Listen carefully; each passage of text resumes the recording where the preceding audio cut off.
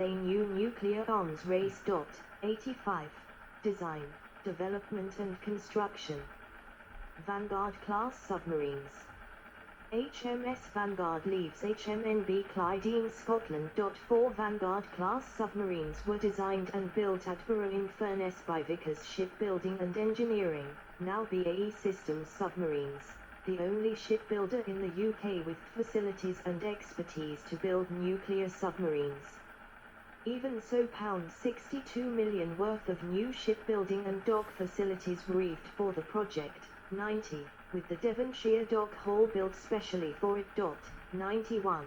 The initial plan was to build new versions of the Resolution class, but in July 1981 the decision was taken to incorporate the new Rolls-Royce PWR-2 pressurized water reactor. From the outset, the Vanguard submarines were designed with enlarged missile tubes able to accommodate the Trident 2D5.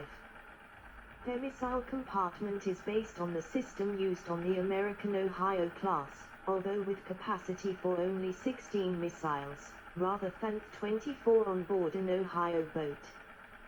The boats are significantly larger than the Resolution class, and were given names formerly associated with battleships and aircraft carriers, befitting their status as capital ships. 92. An important consideration was the depth of the Walney Channel, which connected Barrow to the Irish Sea, which limited the draft to 2712 feet, 8.4 m, while the Ohio-class boats had a draft of 33 feet, 10 m. 90. Each boat is 150 meters, 490 feet, long and 13 meters, 43 feet, in diameter, and carries a crew of 150. Officer Sound Ratings. 93. The submarines use a tactical information and weapons control system called the Submarine Command System Next Generation. 94. This system was developed in collaboration with Microsoft. 95. And is based on the same technology as Windows XP, which led the media to give it the nickname Windows for submarines, with the UK Defence Journal fact-checking group countering claims the vessels run on Windows XP. 96. In addition to the missile tubes, the submarines are fitted with 4 21-inch, 533 mm torpedo tubes and carry the Spearfish torpedo. 97.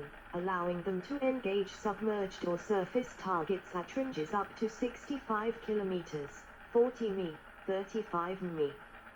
2 SSE Mark 10 launchers are also fitted, allowing the bow to deploy Type 2066 and Type 2071 decoys, and a UAP Mark III electronic support measures, ESM, intercept system is carried. A Core H reactor is fitted to each of the boats during their long overhaul refit periods, ensuring that none of the submarines will need further refueling. 98. Thatcher laid the keel of the first boat, HMS Vanguard, on the 3rd of September 1986, 91, and it was commissioned on the 14th of August 1993. She was followed by her sisters, HMS Victorious, which was laid down on 3 December 1987 and commissioned on the 7th of January 1995, HMS Vigilant, which was laid down on 16 February 1991 and commissioned on the 2nd of November 1996, and HMS Vengeance, which was laid down on 1 February 1993 and commissioned on the 27th of November 1999. 98. The first British Trident missile was test-fired from Vanguard on the 26th of May 1994, and she began her first patrol in December of that year. According to the Royal Navy, at least one submarine has always been on patrol ever since. 99. Warheads. Models of the Black Warhead re-entry vehicles on a Trident missile at the National Museum of Nuclear Science and History in New Mexico in British service. Trident II missiles are fitted with a thermonuclear warhead called Holbrook. 100. The warhead has a choice of two warhead yields, 101, the highest of which is thought to be 100 kilotons of TNT, 420 TJ, with a lower yield in the range of 0.3 to 10 kilotons of TNT, 1.3 to 41.8 TJ. 102.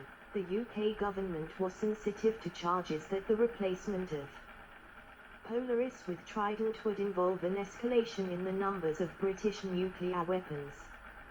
When the decision to purchase Trident II was announced in 1982, it was stressed that while American Trident boats carried 24 missiles with 8 warheads each, a total of 192 warheads, British Trident boats would carry no more than 128 warheads, the same number as Polaris. In November 1993, the Secretary of State for Defense, Malcolm Rifkind, announced that each boat would deploy no more than 96 warheads. 71. In 2010 this was reduced to a maximum of 40 warheads, split between 8 missiles. 93. 1. The consequent reduction in warhead production and refurbishment was estimated to save £22 million over a 10-year period. 103. However, in 2021 the Boris Johnson announced that the total number of warheads was being lifted from 180 to 260. 104. The warheads are primarily constructed at Aldermaston, with other parts being made at other AWE facilities such as Burgfield. 105. The British government insists the warhead is indigenously designed. Butte analysts including Hans M. Christensen with the Federation of American Scientists believe that it is largely based on the US W-76 design. 100. 106. Under the 1958 US-UK Mutual Defence Agreement, the UK is allowed to draw upon US warhead design information, but constructing and maintaining warheads for the Trident program is the responsibility of or. 25. U.S. President George H.W. Bush authorized the transfer of nuclear warhead components to the UK between 1991 and 1996. 107. The first Holbrook warhead was finished in September 1992, with production probably ending in 1999. 102. Each warhead is housed in a cone-shaped re-entry vehicle made in the US called the Mk4 and is the same re-entry vehicle used by the US Navy with its W-76 warhead. 108. This shell protects it from the high temperatures experienced upon re-entry into Earth's atmosphere. 109. The Trident warhead's fusing, arming and firing mechanisms are carefully designed so that it can only detonate after launch and ballistic deployment. 110. On the 25th of February, 2020, the UK released a written statement outlining that the current UK nuclear warheads will be replaced and will match the US Trident SLBM and related systems.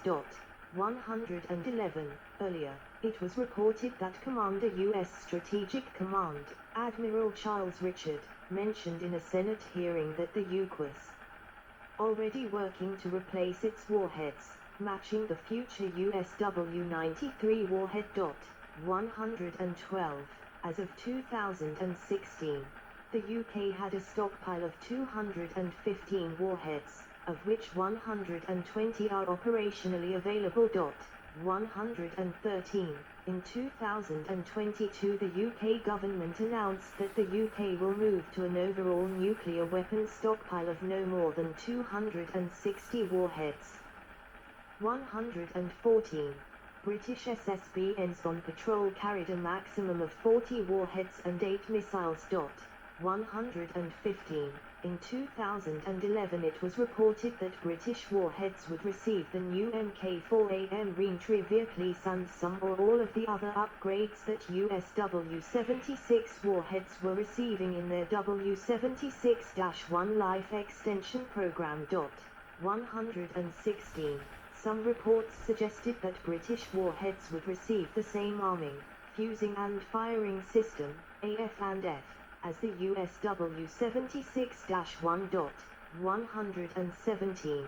This new AF&F system, called the MC-4700, would increase OEACON lethality against hard targets such as missile silos and bunkers.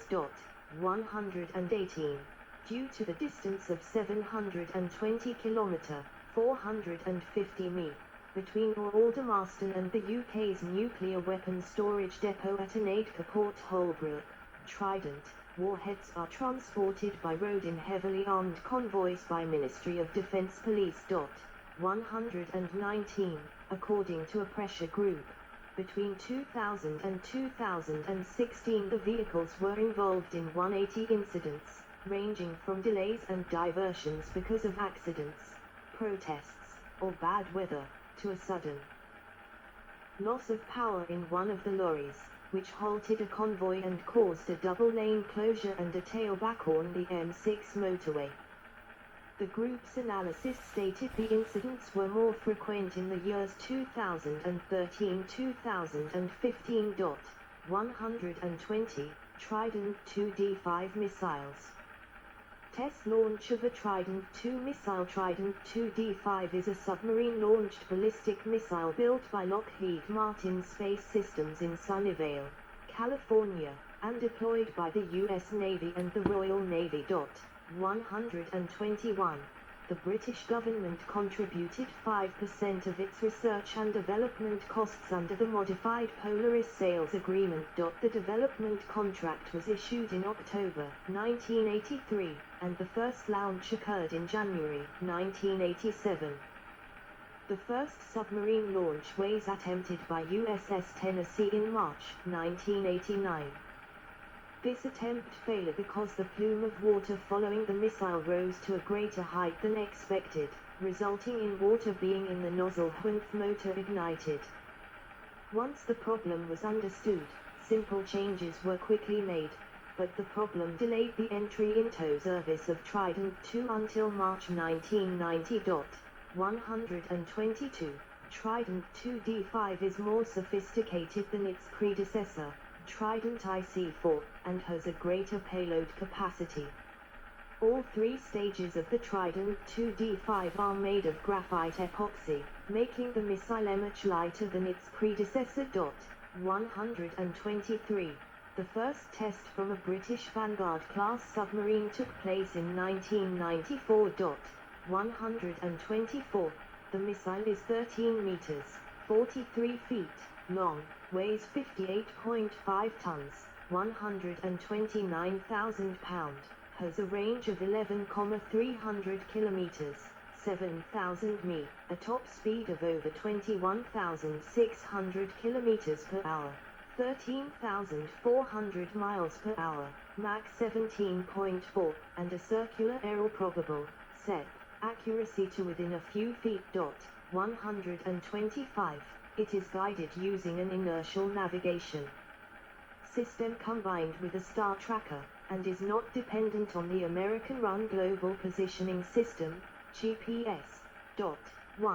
The 1998 Strategic Defense Review announced that the number of missile bodies would be limited to the 58 already purchased or under order, and the Royal Navy would not receive the final 7 missiles previously planned. 126. This saved about £50 million. 103. The UK missiles form a shared pool with the Atlantic Squadron of the US Navy Ohio-class SSBNs at Kings Bay. The pool is commingled and missiles are selected at random for loading onto either nation's submarines. 127. 128.